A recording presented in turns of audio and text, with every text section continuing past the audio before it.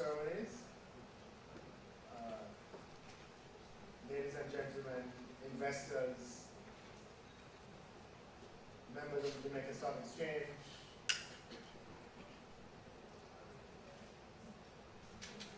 members of the media, good morning. This doesn't sound like the world-beating stock exchange. I speak to you this morning at a time when the Jamaica Stock Exchange has been, or the Jamaican stock market has had the attention of the international financial community for leading the world in the growth of the index over the last 5 years, being the fastest, or the stock index that has returned the most to its investors, measured in US dollars, over a 5-year period. I think that is something to be thankful for.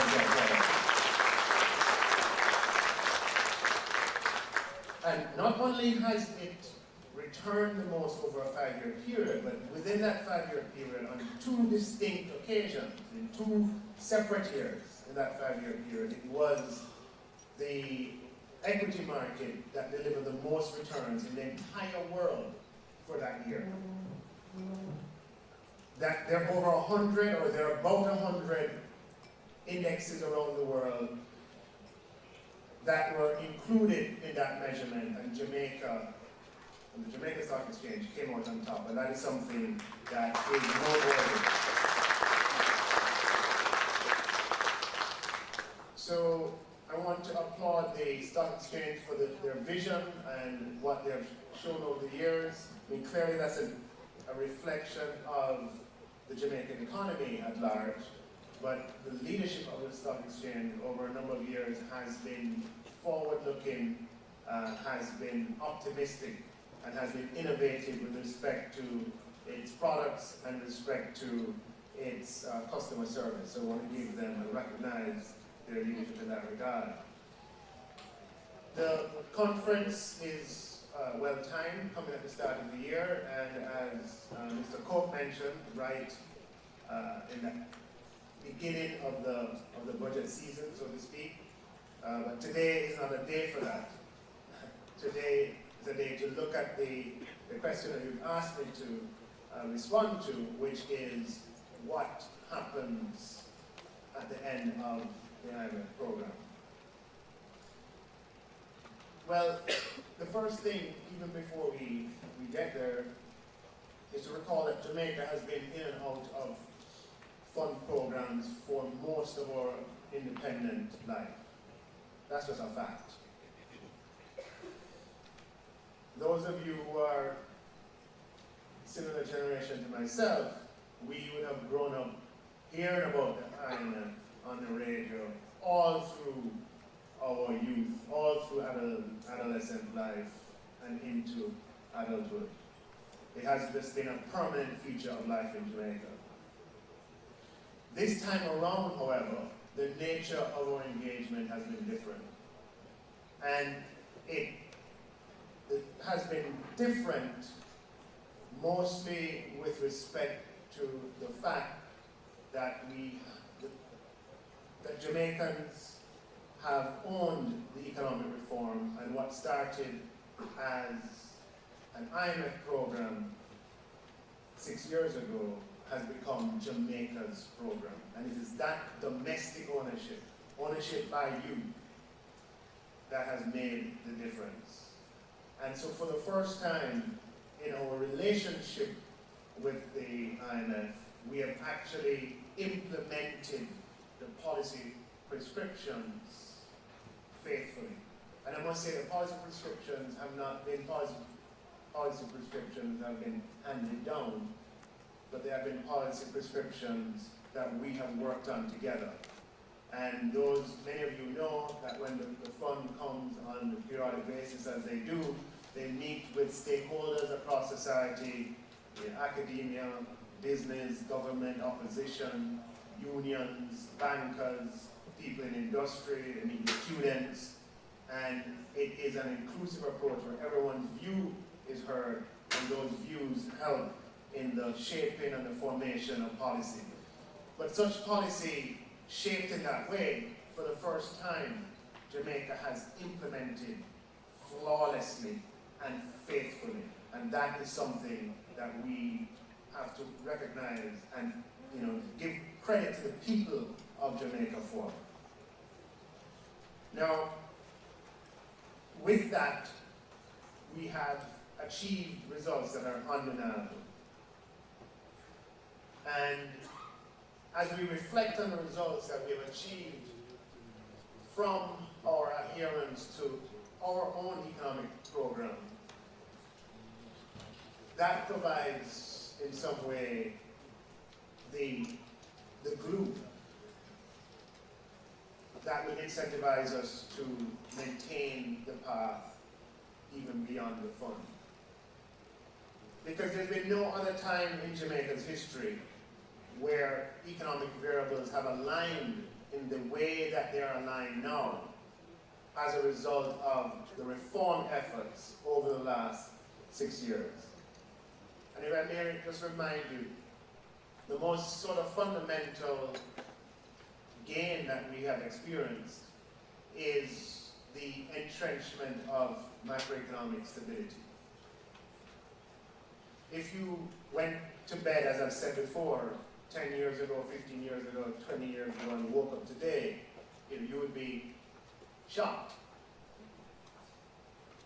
Not by the unkempt nature of Julian here, but you'd be shocked by the nature of just the environment.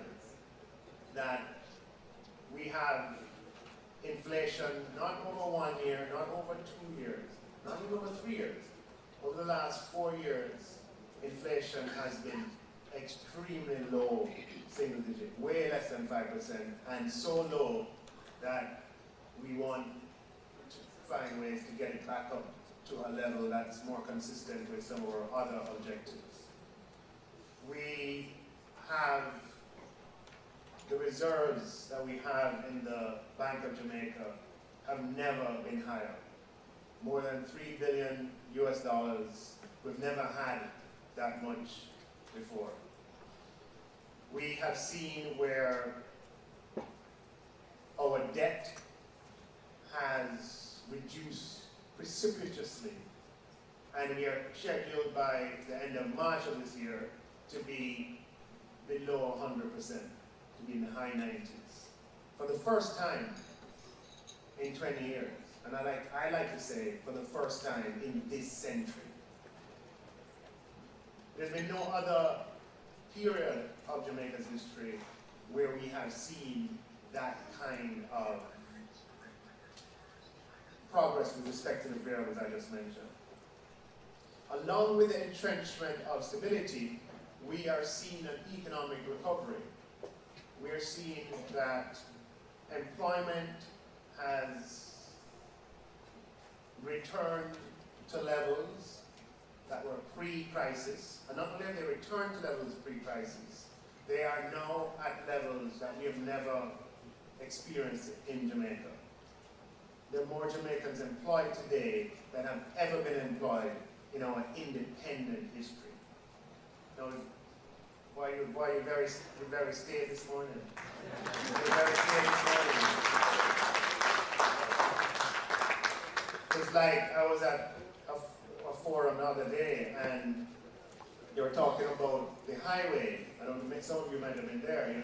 This north-south highway we have, and the fact that, if you miss, one of the disadvantages is that if you don't know where you're going, and you miss your turn, y'all can miss up. Because you have to drive and drive and drive before you can turn back. And in making a point, somebody was standing up and just kind of complaining about that. And he said, when you miss your turn, you can't get onto the river road. And I said, river road? What's river road? That's what he was calling Flat Bridge. Now imagine, for the last 200, 300 years, we have used Flat Bridge as our main thoroughfare to go from Kingston to the North Coast. We're born using Flat Bridge. Some of you have used Flat Bridge for 30, 40, 50 years, even 60 years. And now that we have highway, this man come round and turn and call we good road, River Road. But such is the nature of progress. But let it not be that way when it comes to our economic variables. We must always remember the nature of the progress that we have made. Because if we remember it, we are likely to maintain it. If we forget it, we're likely to have to repeat it again. So when I say to you that we have more people employed than we've had before and unemployment is at record lows as a result of our economic reform program, that is something that I expect reasonably to excite you. That is not a river road. So, we are seeing the gains from the program. Growth has returned as well. We've had 15 consecutive quarters of growth. And again, in Jamaica's history, that's not something that you can treat lightly. And not only have we had 15 consecutive quarters of growth, we have to recall what our own history is. In the last 10 years, economic growth has averaged about 0.2%. In the last 20 years, economic growth has averaged 0.5%. In the last 40 years, economic growth has averaged 0.9%. Go and check it for yourself. So in that context of a history of 0.2, 0.5, 0.9 over 10, 20, and 40-year periods, when we have 2% growth for the first half of this financial year, again, it is something to celebrate, even though we want to have higher levels of growth. Because the nature of the structural imbalances that we face are generations in the making and will take time to resolve. Just this morning, read in the newspapers the results of the latest consumer confidence survey, or consumer survey, business survey, where consumer and business confidence are again at all-time highs. And even more than that, what I'm particularly interested in some of the detailed questions, that a majority of firms agree that now is a time for expansion. Can you imagine that? I don't think we've ever had that, certainly in a very, very long period of time. That the survey, it's there in the newspaper for you to see, that the survey of firms, in the survey of firms, the vast majority, I don't know if the number was, I don't know if it would be misquoted, but it could have been a very large number, a very large majority, that now is a time for expansion. And I couldn't agree more. That the nature of the economy and where our variables are lying, that this is a time of great opportunity. So our engagement with the fund has had unique characteristics, as I described, and the uniqueness has been in the domestication of the ownership of the program, that we have owned the program here in Jamaica, we have contributed to the program, these are our policies, we have monitored it ourselves, and as a result, our policy implementation has been as it has never been before, where we have implemented faithfully, and as a result, we have achieved what I've just described. So it is in that context that the question that you posed is a pertinent and relevant one. And I just want to leave you with a few thoughts on that. One of the things that we are doing to make sure that in a post-fund environment we can maintain what we have is to ensure that we strengthen the macro-fiscal capacity of the Ministry of Finance and of the agencies that are responsible for economic policy making. And as a result of that, last year we engaged the Institute of Capacity Development, which is an arm of the IMF, along with Clarke, which is based in Barbados, and it's an IMF affiliate in Barbados, to help in the training of persons at the PIOJ, at the Ministry of Finance, at the Bank of Jamaica in macro-fiscal modeling and in detailed forecasting. That's where it all begins. It begins with being able to use and manipulate these complex models that forecast, given certain inputs, how an economy is likely to respond to certain policy adjustments.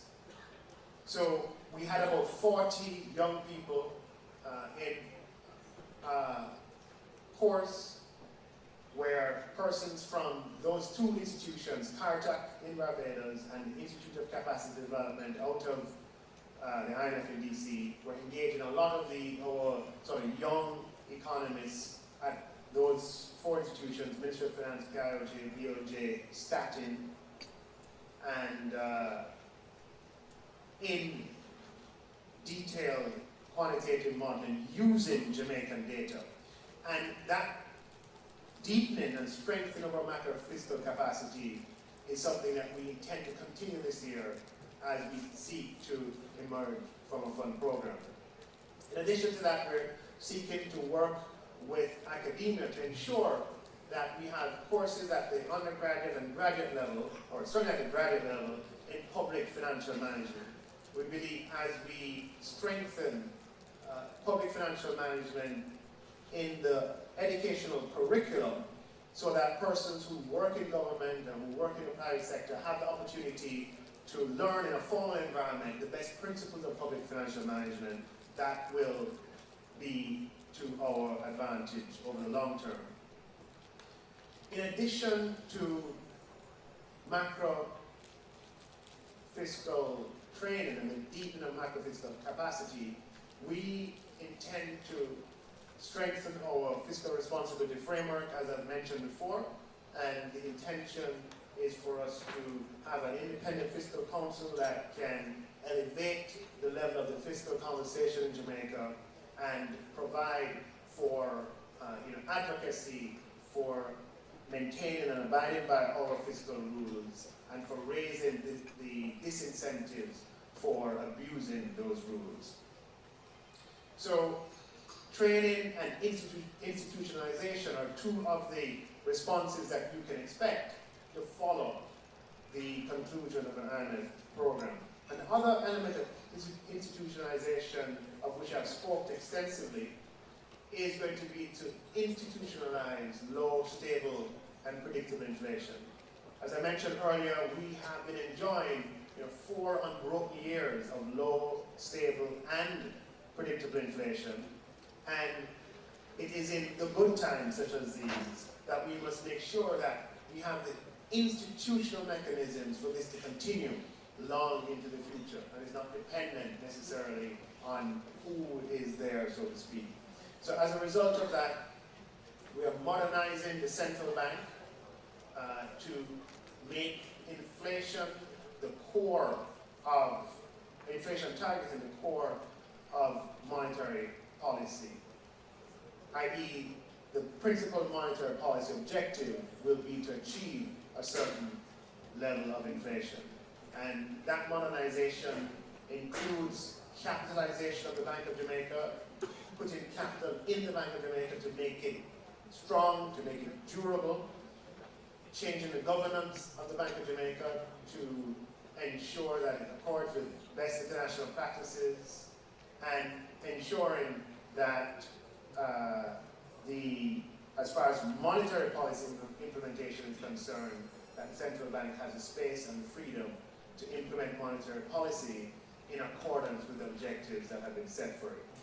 And institutionalizing low and stable inflation in this way, through strengthening of the Bank of Jamaica, will help us to preserve this period of low, stable, and predictable inflation long into the future.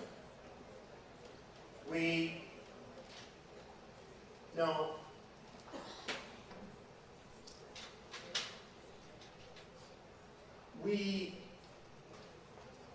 as I mentioned earlier, our reserves at the Bank of Jamaica are at the highest they've ever been, at over $3 billion US. And reserves are important for a country because they provide a buffer against shocks. And the more reserves that you have is the greater your ability to respond to temporary shocks without compromising other policies. So reserves, in a sense, provide for policy autonomy. And in fact, every time that we have returned to the IMF, it has been because we have insufficient reserves that have been brought on by some exogenous occurrence. But reserves also have a cost, right? Have an opportunity cost, because those resources could be used in other ways. And therefore, assessing the appropriate level of reserves for an economy is a very important undertaking.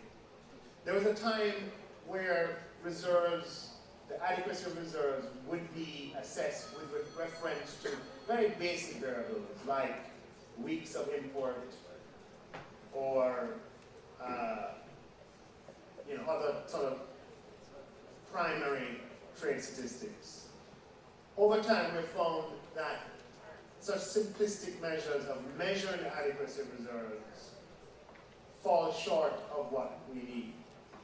And the international community has moved to a more dynamic measure of measuring reserve adequacy that takes into account a number of other variables that can give rise to balance of payment pressures. So we know that the higher the levels of debt, of foreign currency debt, whether it be in the private sector or in the public sector, the greater the pressure can be in a crisis on one's reserve. So that ought to feature in reserve adequacy. We know that investment dynamics and the dividends associated with investments, that ought to feature, as well as trade and trade statistics. So as a result of that, the reserve adequacy ratios that are used are multivariate and take into account all of these areas through which pressure can be exerted. And the measure is called is essentially a reserve adequacy. It's called an ARA metric. And today, Jamaica is at 115% of the ARA metric, meaning that we have a buffer of 15% above the level that is deemed to be adequate. In a post-fund environment, it would be very important to ensure that Jamaica always has at least 100% of that metric. And that is something that, as far as policy is concerned, we will be focused on. However, in addition to what I have just described, strengthening macro-fiscal capacity through appropriate training and ensuring that our academic system provides for the sort of best-in-class education on public financial management, and institutionalization through the fiscal side to make sure that we maintain the fiscal discipline that we've had on course to our debt objective of 60% in 25-26, and institutionalizing low and stable inflation through central bank modernization and making sure that we maintain reserve adequacy. All of that is good.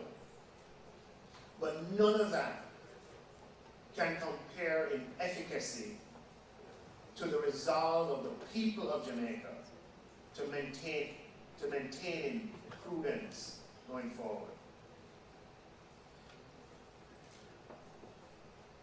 Students of history will know that there's nothing that is inevitable about history. The people have to bend history to their will. And as a result of that, there's no better guarantor of fidelity in the future than the vigilance of the people of Jamaica. That you hold future governments, future oppositions to account, and that you demand of future governments and future oppositions that they adhere to the best principles of prudent fiscal management and they don't play around with your future. So I've described to you what we are doing as an administration to ensure that this period that we have together delivered for ourselves lasts for as long as possible. But you too have a responsibility. Because the truth is, we are here because of you. This turnaround in Jamaica is not due to any one person, or not due to any one administration, or not due to any single authority. This turnaround that we've experienced is due to the people of Jamaica and the pressure that the people of Jamaica have exerted through various means for reform, the anger that the people of Jamaica responded to when Jamaica found itself at a point of no return, and what the people of Jamaica, through their representatives and through intermediaries, demanded of their leaders.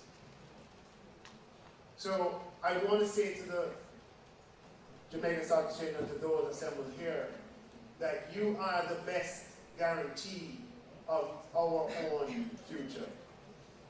And I call upon all those who are of good intention and who want the best for their country to ensure that the coalition that we have across the country for good order, as with respect to our fiscal affairs, extends long into the future, long after the end of the fund program, because our collective future is essentially in our own hands. Ladies and gentlemen, thank you very much.